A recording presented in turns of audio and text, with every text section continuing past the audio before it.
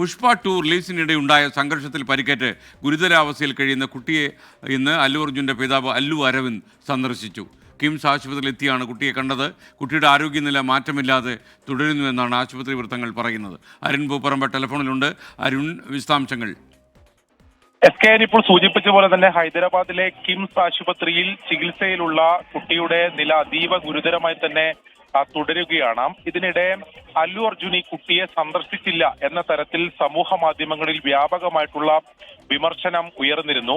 അതിൽ താരം തന്നെ ഒരു പ്രതികരണം നടത്തിയിരുന്നു. നിലവിൽ നിയമ നടപടികൾ പുരോഗമിക്കുന്ന ഘട്ടത്തിൽ അതുകൊണ്ടാണ്, അങ്ങനെ നിയമോപദേശം ലഭിച്ചതുകൊണ്ടാണ് ഈ കുട്ടിയെ കാണാൻ പോകാത്തത്.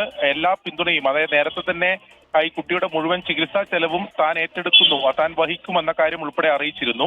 അതിനു പിന്നാലെയാണ്, കുട്ടിയുടെ നില അതീവ ഗുരുതരമായി മാറിയതിന് പിന്നാലെയാണ് അല്ലു അർജുന്റെ പിതാവ് അല്ലു അരവിന്ദ് ഇന്ന് കിംസ് ആശുപത്രിയിലെത്തി ഈ കുട്ടിയെ സന്ദർശിച്ചത്. അതോടൊപ്പം തന്നെ ഡോക്ടർമാരോട് നിലവിലെ കുട്ടിയുടെ ആരോഗ്യനില സംബന്ധിച്ച് സംസാരിക്കുകയും ചെയ്തു. അതിനുശേഷം അദ്ദേഹം ഒരു പ്രതികരണം നടത്തി. അതിലും നേരത്തെ അല്ലു അർജുൻ പറഞ്ഞ കാര്യം തന്നെയാണ് അല്ലു അരവിന്ദും നിലവിൽ പ്രതികരിച്ചിട്ടുള്ളത്.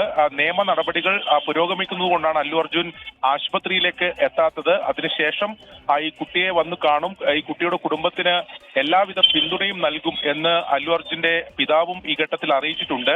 നിലവിൽ ഡോക്ടർമാർ അറിയിക്കുന്ന അനുസരിച്ച് അതീവ ഗുരുതരം തന്നെയാണ് കുട്ടിയുടെ സ്ഥിതി. തലച്ചോറിനാണ് കാര്യമായിട്ടുള്ള ചികിത്സ, വിദഗ്ധ ചികിത്സ ഇപ്പോൾ നൽകിക്കൊണ്ടിരിക്കുന്നത്. തലച്ചോറിൽ തകരാർ സംഭവിച്ചിട്ടുണ്ട്. അത് ഏറെക്കാലം ആ ചികിത്സ ആവശ്യമുള്ള ഒരു പ്രക്രിയയാണ് എന്നതാണ്. അതായത് കുട്ടി സാധാരണ ജീവിതത്തിലേക്ക് തിരിച്ചു വരാൻ സമയമെടുക്കും എന്ന് തന്നെയാണ് ഡോക്ടർമാർ എന്തായാലും പറയുന്നത്. വളരെ പ്രതീക്ഷയോടെ എന്തായാലും കുട്ടി തിരിച്ചു വരും എന്ന ഒരു കാത്തിരിപ്പിൽ തന്നെയാണ് ഉള്ളത്.